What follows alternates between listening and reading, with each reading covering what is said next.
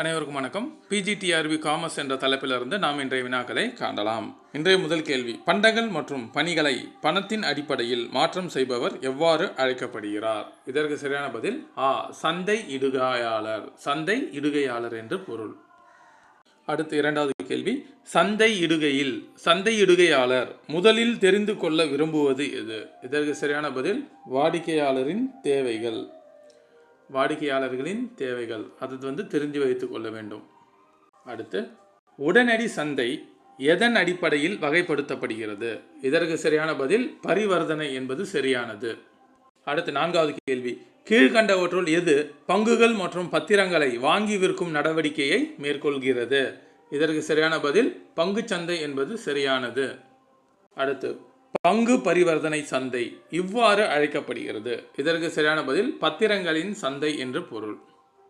அடுத்தது, மார்க்கெட்டஸ் என்ற சொல் எந்த மொழியிலிருந்து பெறப்பட்டது? இதற்கு சரியான பதில் லத்தீன் மொழி.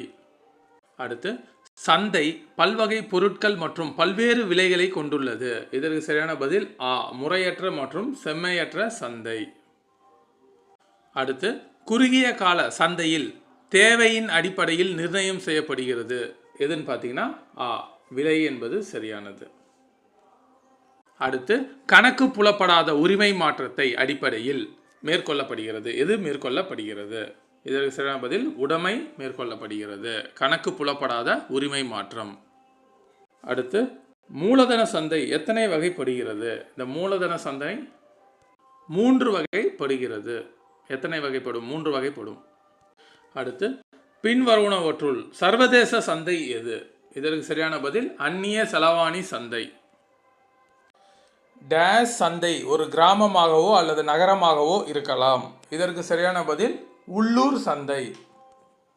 அடுத்து, டேஷ் சந்தையில் பண்டங்கள் மற்றும் பணிகள் ஒரு நாட்டின் பல்வேறு மூலை முடுக்குகளிலும் கிடைக்கப்பெறும் வகையில் அமைந்துள்ளது. இதற்கு சரியான பதில் தேசிய சந்தை. அடுத்து, சமூக ஊடக சந்தைப்படுத்துதலை சிறப்பாக டேஷ் மாற்று வீதத்தை அதிகரிக்கும். இதற்கு சரியான பதில் வாடிக்கையாளரிடமிருந்து வாங்குபவராக. தூய சில்லறை விற்பனையாளர் என அழைக்கப்படுபவர் யார்? சரியான பதில் நடவடிக்கை தரகர்கள். அடுத்து, வணிகத்தை இணையம், மின்னணு இணையம், வலைதளம் மூலமாக வியாபாரம் செய்வதை இவ்வாறு அழைக்கலாம். இதற்கு என்ன பதில்னா மின் தொழில் என்று அழைக்கலாம். சந்தைப்படுத்துதலில் ஒரு புதிய அனுமான அறிமுகம் எது? இதற்கு சரியான பதில் சமூக சந்தைப்படுத்துதல்.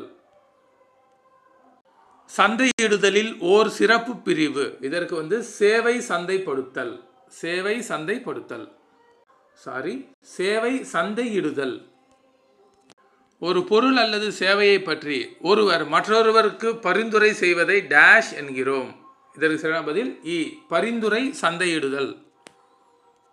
கீழ்கண்டவற்றுள் பொருந்தாத ஒன்றை தேர்ந்தெடு. இதற்கு சரியான பதில் பாரம்பரிய சந்தையிடுகை.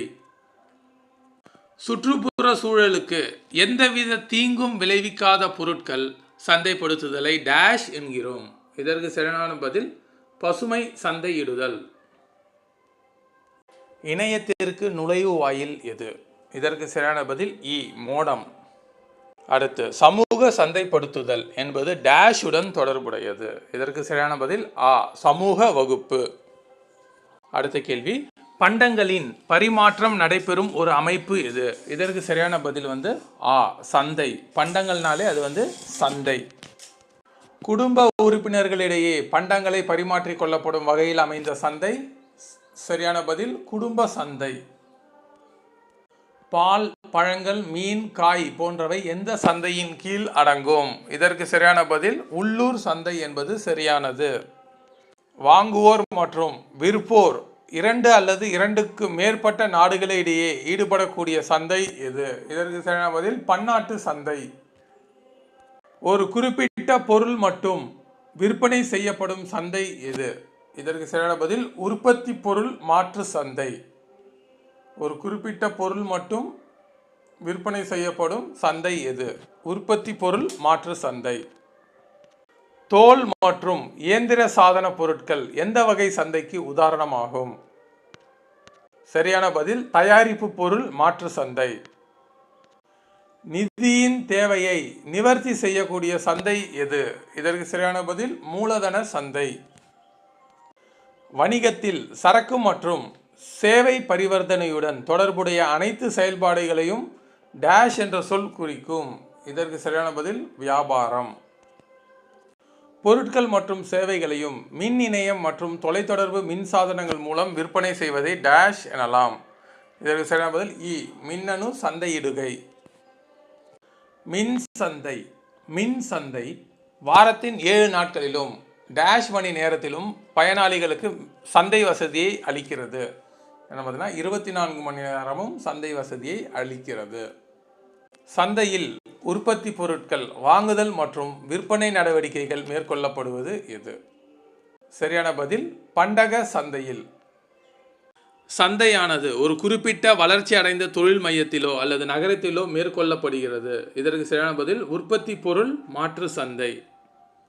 தொழிற்சாலை சார்ந்த உற்பத்தி பொருள் டேஷ் சந்தையில் மேற்கொள்ளப்படுகிறது. இதற்கு சரியான பதில் தயாரிப்பு பொருள் மாற்று சந்தை.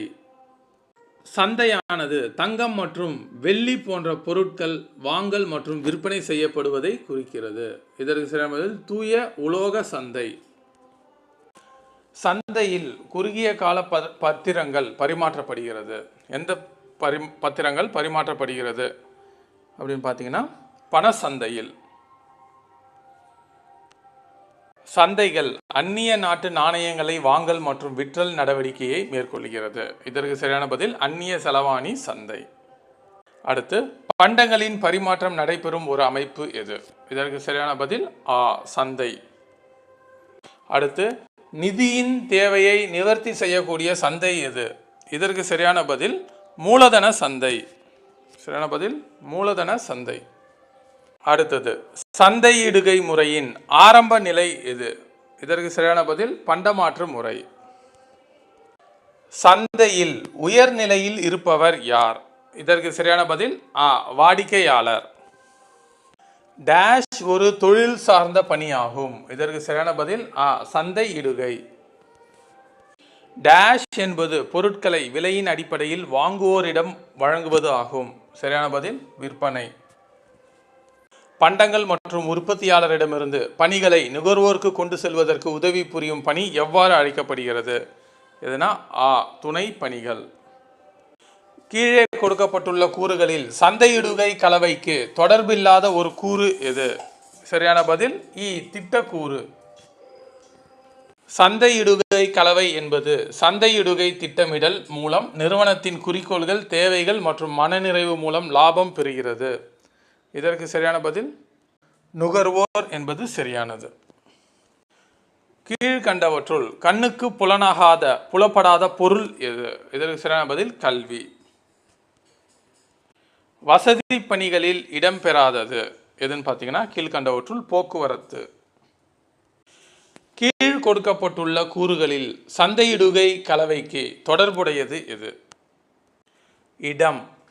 எது? இடம். சந்தையிடுகை காட்டிலும் டேஷ் செயலானது புரட்சியை வளர்ச்சிக்கு மேலான ஒன்றாகும். இதற்கு சரியான பதில் பரிணாம வளர்ச்சி. விருப்பங்களுக்கு மாறாக லாப நோக்கோடு அதிக அளவில் உற்பத்திக்கு மட்டுமே முக்கியத்துவம் அளிக்கப்பட்டது. எதுக்குன்னா நுகர்வோரின் விருப்பங்களுக்கு மாறாக லாப நோக்கத்தோடு அதிக அளவில் உற்பத்திக்கு மட்டுமே முக்கியத்துவம் அளிக்கப்பட்டது. சந்தையானது டேஷ் மற்றும் டேஷை இணைக்கும் ஒரு தொடர் சங்கிலியாக செயல்படுகிறது. யாருன்னா உற்பத்தியாளர் மற்றும் நுகர்வோரை இணைக்கும் ஒரு தொடர் சங்கிலி.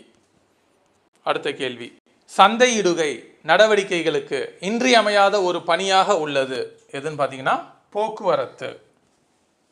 பொருட்களின் உற்பத்தி மையத்திலிருந்து நுகர்விடங்களுக்கு டேஷ் மூலமே கொண்டு வரப்படுகின்றன. சரியான பதில் போக்குவரத்து. அடுத்து பொருளுக்கு டேஷ் போக்குவரத்து பயன்பாட்டை அளிக்கிறது. இதற்கு சரியான பதில் இட பயன்பாட்டை அளிக்கிறது. மனித தேவை மற்றும் விருப்பங்களை பூர்த்தி செய்யும் அனைத்தும் உள்ளடக்கிய நடவடிக்கை எது? சரியான பதில் சந்தையிடுகை. சந்தையிடுகை பரிணாமமானது எதை போன்று பழமையான ஒன்றாகும்? சரியான பதில் இமயமலை போன்று பழமையான ஒன்று. முற்போக்கு காரணியாக கருதப்படுவது எது? இதற்கு சரியான பதில் இ. விற்பனை. அடுத்து, பண்டங்கள் மற்றும் பணிகளின் மதிப்பை பணத்தின் அடிப்படையில் மாற்றுவதை குறிப்பது எது? சரியான பதில் ஆ. உரிமை மாற்று பணி. உரிமை மாற்று பணிகளை எத்தனை வகையாக பிரிக்கலாம்? இதற்கு சரியான பதில் 2 வகையாக பிரிக்கலாம். இணையம் மூலம் பொருட்கள் அல்லது சேவைகளை விற்பனை செய்யும் முறையை டேஷ் என்கிறோம். சரியான பதில் ஆ. மின் சந்தையிடுதல். ஒரு பொருள் அல்லது சேவையை பற்றி ஒருவர் மற்றொருவருக்கு பரிந்துரை செய்வதை டேஷ் என்கிறோம். சரியான பதில் பரிந்துரை சந்தையிடுதல். சமூக ஊடக சந்தைப்படுத்துதலை சிறப்பாக செயல்படுத்தும் போது டேஷ் அதிகரிக்கும். இதற்கு சரியான பதில் வாடிக்கையாளரிடமிருந்து வாங்குபவராக. தூய சில்லறை விற்பனையாளர் டேஷ் என அழைக்கப்படுகிறார். இதற்கு சரியான பதில் நடவடிக்கை தரகர்கள். சுற்றுப்புற சூழலுக்கு எவ்வித தீங்கும் விளைவிக்காத பொருட்கள் சந்தைப்படுத்துதலை டேஷ் என்கிறோம். சரியான பதில் பசுமை சந்தையிடுதல். சமூக சந்தைப்படுத்துதல் என்பது டேஷ் உடன் தொடர்புடையது. இதற்கு சரியான பதில் இ. சமூக மாற்றம். வணிகத்தில் சரக்கு மற்றும் சேவை பரிவர்த்தனையுடன் தொடர்புடைய அனைத்து செயல்பாடுகளையும் டேஷ் என்ற சொல் குறிக்கும். இதற்கு சரியான பதில் வியாபாரம். டேஷ் என்பது வாங்குபவர் தங்களது உரிமைகளையும் அதிகாரங்களையும் நுகர்வோரியல் விற்பனையாளரிடமிருந்து மேம்படுத்தும் முயற்சியாக்கும் என்று யார் கூறுகிறார்? இதற்கு சரியான பதில் மெஸ்ஸி என்பது சரியானது. தொழில் மற்றும் நுகர்வோர் திருப்திக்கு இடையே ஒரு இணைப்பை ஏற்படுத்திய நாடு எது? எதுனா அமெரிக்கா. வணிக பயங்கரவாதம் மற்றும் ஏமாற்று நடைமுறைகளிலிருந்து பாதுகாக்கும் நுகர்வோரை பாதுகாக்கும் கேடயம் எது? எதுன்னு பார்த்தீங்கன்னா நுகர்வோர் இயக்கம். பெரு நிறுவனங்களின் முற்றுரிமை மற்றும் நியாயமற்ற வணிக நடவடிக்கைகளை எதிர்த்து பல்வேறு போராட்டங்களை முன்னெடுத்தவர் யார்? சரியான பதில் ரால்ஃப் நாடார். செயற்கை பற்றாக்குறையை உருவாக்குதல் மற்றும் கள்ள சந்தையில் அதிக விலைக்கு விற்பனை செய்தல் போன்றவற்றை தடை செய்யும் சட்டம் எது? சரியான பதில் இ. அத்தியாவசிய பொருட்கள் சட்டம். உணவுப் பொருட்கள் கலப்பட தடை சட்டம் இயற்றப்பட்ட ஆண்டு எது? இதற்கு சரியான பதில் 1954. விற்போர் ஜாக்கிரதை கோட்பாடு என்பது எது? இதற்கு சரியான பதில் விற்பனையாளர் எச்சரிக்கையுடன் இருக்க வேண்டும். விற்பனையாளர் எச்சரிக்கையுடன் இருக்க வேண்டும். வேளாண்மை உற்பத்தி பொருட்களை நல்ல தரத்துடன் வழங்குவதை உறுதி செய்யும் சட்டம் எது? இதற்கு சரியான பதில் இ. வேளாண் பொருட்கள் தரப்படுத்துதல் மற்றும் விற்பனை சட்டம். உரிய மறுபயன் அளித்த தனது சொந்த உபயோகத்திற்காக பொருட்களையும் சேவைகளையும் ஏற்றுக்கொள்ளும் நபர் டேஷ். யார்னா நுகர்வோர். ஐக்கிய நாடுகள் அவையின் பொது சபை நுகர்வோர் பாதுகாப்பு வழிகாட்டும் நெறிமுறைகள் குறித்து தீர்மானங்கள் நிறைவேற்றிய ஆண்டு? சரியான பதில் 1985. புதிய பொருட்கள் நுகர்வோரின் தோற்றம் பெற்றதால் டேஷ் தன்மை அதிகரித்தது. என்னன்னா வியாபார சார்பு தன்மை. அனைத்து வணிக நிறுவனங்களும் யாருடைய திருப்தியை தங்களின் முதன்மை நோக்கமாக கொண்டுள்ளது? சரியான பதில் ஆ. நுகர்வோருடைய திருப்தியை தான் முதன்மை நோக்கமாக கொண்டுள்ளது. டேஷ் என்பது உணவுப் பொருட்களில் விரும்பத்தகாத பதிலிலி பொருட்களை சேர்ப்பதாகும். இதற்கு சரியான பதில் கலப்படம். கலப்படம். அடுத்தது, நுகர்வோரது உடல் நலத்தை பெரிதும் பாதிக்கக்கூடிய மன்னிக்க முடியாத குற்றம் எது? எதுனா கலப்படம். உணவு தானியங்களில் டேஷ் கலப்பட பொருட்கள் சேர்க்கப்படுகின்றன. சிறிய கற்கள். டேஷ் நூற்றாண்டின் தொடக்கத்தில் தொழில் மற்றும் பொருளாதாரம் ஏற்ற நிலையில் இருந்தது. சரியான பதில் இ. 20ஆம் நூற்றாண்டில்.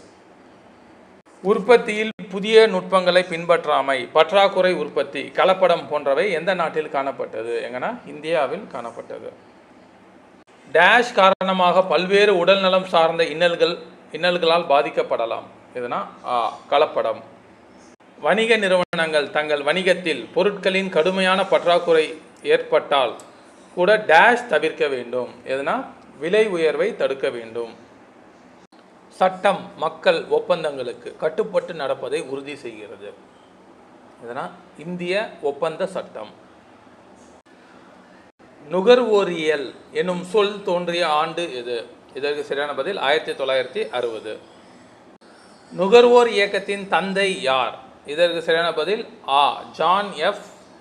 ரால்ஃப் நாடார் என்பது சரியானது. நுகர்வோர் பாதுகாப்பு சட்டம் நடைமுறைக்கு வந்த நாள் எது? 15/4/1987. நுகர்வோர் சட்டம் இயற்றப்பட்ட ஆண்டு 1986.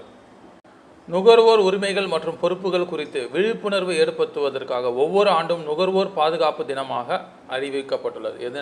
மார்ச் 15 நுகர்வோர் பாதுகாப்பு தினம்.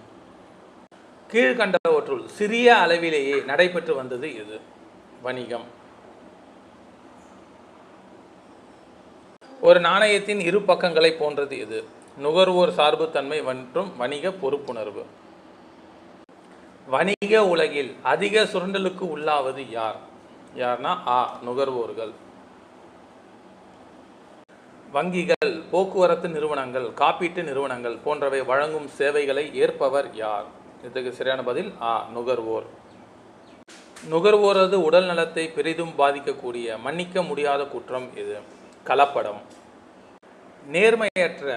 நியாயமற்ற நேர்மையற்ற வணிக நடவடிக்கைகளில் இருந்து நுகர்வோரை பாதுகாப்பதற்கான ஒருங்கிணைந்த முயற்சி டேஷ் ஆகும். இதற்கு சரியான பதில் நுகர்வோரியல். நவீன சந்தையியலின் இறுதியான நோக்கம். சரியான பதில் நுகர்வோர் திருப்தி. டேஷ் என்பவர் நவீன சந்தையியலின் மன்னர் ஆவார். இதற்கு சரியான பதில் நுகர்வோர். நுகர்வோரின் உரிமைகள் அவர்கள் கொண்டுள்ள நிலையில் டேஷ் ஆகும். சரியான பதில் பொறுப்பு. ஜான் எஃப் கென்னடி அவர்களின் கூற்றுப்படி பின்வருவனவற்றுள் நுகர்வோர் உரிமையில் இடம்பெறாதவை எவை? இதற்கு சரியான பதில் நுகரும் உரிமை. நுகர்வோரின் பொறுப்பு என்பது அவர் பெற்றுள்ள டேஷ் அடையாளம் ஆகும்.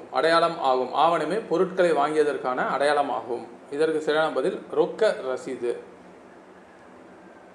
வியாபாரத்தின் தலையாய நோக்கம் எது? இதற்கு சரியான பதில் நுகர்வோரை திருப்தி அடைய செய்தல். அடுத்து, கவர்ச்சிகரமாகவும் உணர்ச்சிகரமாகவும் பயன்படுத்தப்படுவது எது? இதற்கு சரியான பதில் விளம்பரங்கள். நவீன சந்தையியல் கருத்து புள்ளியாக கருதுவது எது? யாரை கருத்து புள்ளியாக கருதுகிறது? ஏன்னா நுகர்வோரை. ஒரு பொருளை வாங்கும்போது நன்கு விசாரித்து வாங்குவதை எப்படி கொள்ள வேண்டும்? என்னன்னா கடமையாக கொள்ள வேண்டும். ஒரு பொருளை வாங்கும்போது நன்றாக விசாரித்து வாங்க வேண்டும்.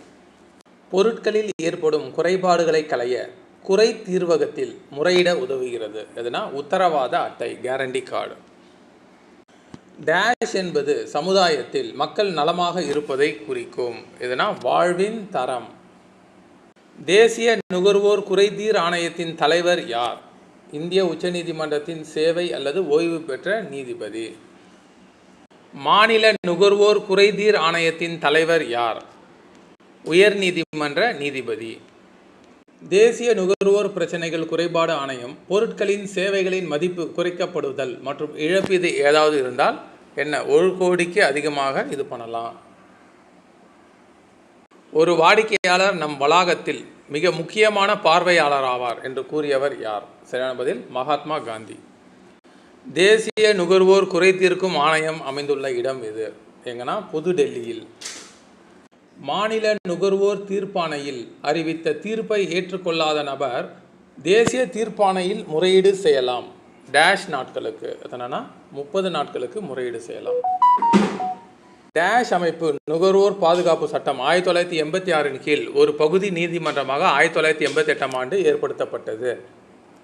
தேசிய ஆணையம் தங்களின் உரிமைகள் மற்றும் சலுகைகளை பற்றி அறியாமலேயே பொதுவாக சுரண்டப்படுபவர்கள் யார்னா நுகர்வோர்கள். நுகர்வோர் பாதுகாப்பு சட்டம் எத்தனை அடுக்கு தீர்வு மன்றத்தை ஏற்படுத்த வழி செய்தது? எதுனா 3 வழி. மாவட்ட மன்றம் கையாள வேண்டிய சரக்குகள் அல்லது சேவைகளின் மதிப்பீட்டு இழப்பு தொகை எவ்வளவு இருக்க வேண்டும்? 20 லட்சத்திற்கு மிகையாக. தேசிய ஆணையத்தில் எத்தனை உறுப்பினர்கள் இடம்பெற்றுள்ளனர்? இதற்கு சரியான பதில் 5 உறுப்பினர்கள். தேசிய தீர்ப்பாணையம் கொடுத்த தீர்ப்பினை எதிர்த்து மேல்முறையீடு எத்தனை நாட்களுக்குள் செய்ய வேண்டும்?